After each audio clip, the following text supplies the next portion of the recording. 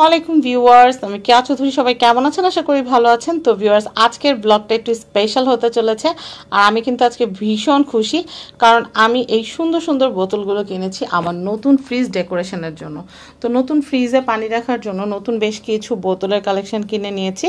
তো কয়টা বোতল কিনেছি, কোথা থেকে কিনেছি, সব কিছু আমি আপনাদেরকে বলবো। তো এই যে পানির বোতলগুলো দেখতে পাচ্ছেন, এগুলো কিন্তু খুব সুন্দর, একদম ক্রিস্টাল ক্লিয়ার, একদম কাচের। আর এটা লিডগুলো হচ্ছে এসএসের। আর এটা একটু হ্যান্ডেল সিস্টেম করা আছে। এগুলোতে কিন্তু মানে পানিও রাখা যাবে, জুস রাখা যাবে, কেউ যদি চান তেল রাখবেন সেটাও রাখতে পারবেন, মধু রাখা যাবে, মানে লিকুইড টাইপ সব কিছুই রাখা যাবে। তো আমি এই ডিজাইনের এটা কিনছি হচ্ছে একটা একটা করে দুইটা, আবার এই ডিজাইনের একটা একটা দুইটা কিনেছি। আর এইটা আছে না, এইটা রাখছি হচ্ছে শরবত। আর হচ্ছে এটা কিনেছি, এটা এই দুটো একটু ম্যাচিং করে কিনেছি। এই দুটো ম্যাচিং করে কেনার কারণ হচ্ছে একটার মধ্যে আমি ভাবছি যে মধু, আর একটার ভিতরে আমি হচ্ছে খেজুর রাখবো, এই জন্য।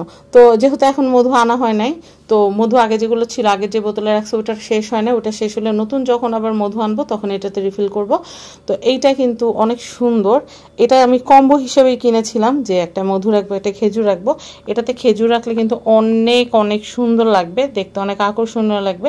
আরেকটা টিপস আমি আপনাদেরকে এই ভিডিওতে শেয়ার করব, সেটা হচ্ছে আপনারা খেজুর কেনার পরে কখনো বাহিরে রাখবেন না, ডিপ ফ্রিজে রাখার চেষ্টা করবেন বা লাইট ফ্রিজে রাখার চেষ্টা করবেন।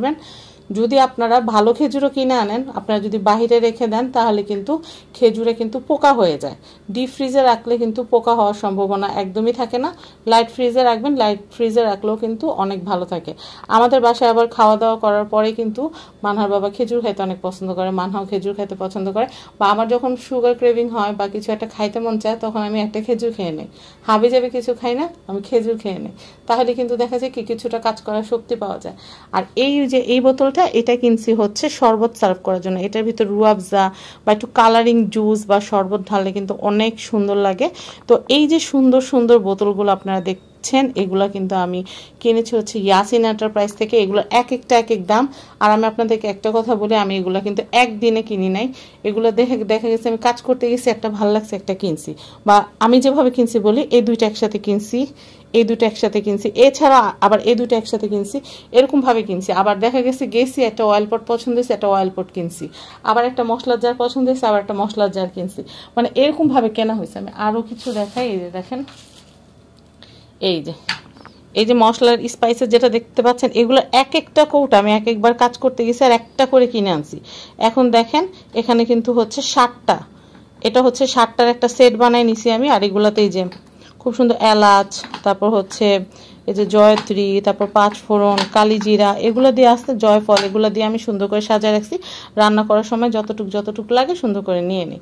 তো যাই হোক, আমার এই সমস্ত গুছানো জিনিসগুলো অনেক ভাল লাগে, আমার সুন্দর সুন্দর জিনিস দিয়ে ঘর গুছাইতে ভাল লাগে। আর এই যে স্ট্যান্ডটা, এটা নিউ মার্কেটে পিয়াসের দোকান থেকে কিনছিলাম। আর এই সুন্দর বোতলগুলা কিনছি হচ্ছে ইয়াসিনের দোকান থেকে। তো ইয়াসিন কিন্তু রিসাইকেল বয়ম বিক্রি করে, বোতল বিক্রি করে, আর হচ্ছে বোতল বয়ম এগুলো সেল করে। আবার ইম্পোর্টেড, এগুলো কিন্তু সব ইম্পোর্টেড, এগুলো কিন্তু লোকাল আইটেম না। তো ইম্পোর্টেড এগুলো কিন্তু আপনারা নিয়ে নিতে পারেন ইয়াসিনের দোকান থেকে। আমি ইয়াসিনের নাম্বারটা আমি এই ভিডিওতে আপনাদেরকে দিয়ে দিব। তো এখন যেটা করব সেটা হচ্ছে ফ্রিজে এগুলো রাখবো। তো ভাবলাম আপনাদের সাথে একটু শেয়ার করি। এই যে এখানে যে সস টস দিয়ে আর কি সাজায় রাখছি। তো আমি এখন বোতলগুলো লোড করব। বিসমিল্লাহ।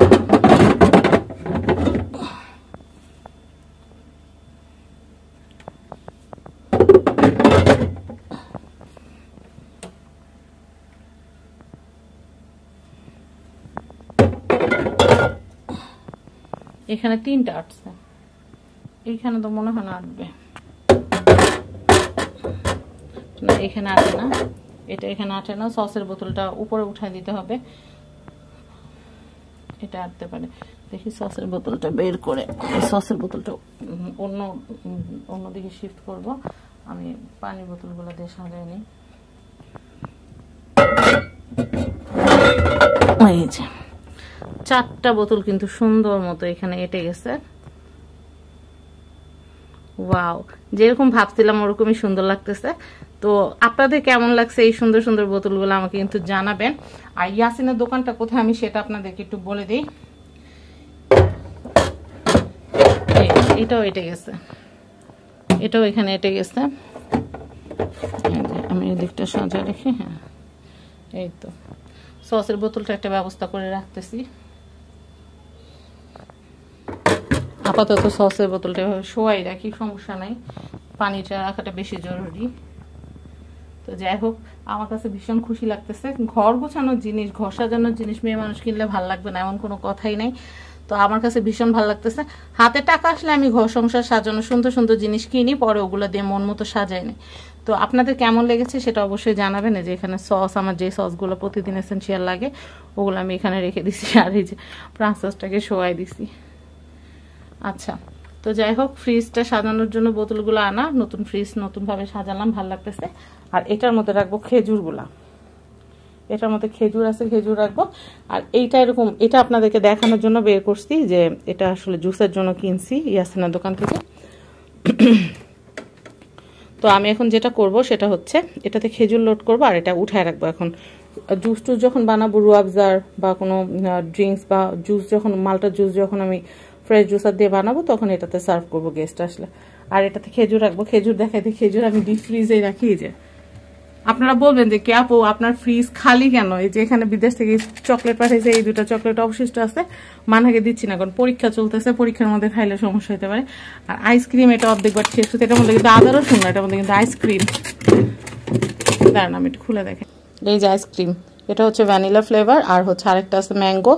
তো মানহার পরীক্ষা চলতেছে এই জন্য মানহাকে দিচ্ছি না। ওই দিন পোলাও রান্না করার পর একটু দিছিলাম, মানহা একটু খাইছে। আর হচ্ছে বলছি যে তোমার পরীক্ষা শেষ হবে 24 তারিখের পর আমরা খাবো। মানহার পরীক্ষা 24 তারিখ পর্যন্ত আমি কোনো রিস্ক নিতে চাই না, কারণ বাচ্চাদের ঠান্ডা কাশি হইলে কিন্তু দেখা যায় অনেক ঝামেলা, অনেক ভুগে, এর জন্য বুঝা শুই না। আর মানহা এখন বুঝে, মানহা এখন আইসক্রিম মেল্ট না হওয়া পর্যন্ত খায় না। এই যে খেজুর আমি একদম ডিপ ফ্রিজের মধ্যে সুন্দর করে ঢুকায় রাখছি, যখন খাইতে মন চায় তখন মানহার ওই ধুয়ে তারপর হচ্ছে আমাদেরকে দেয়, নিজেও খায়।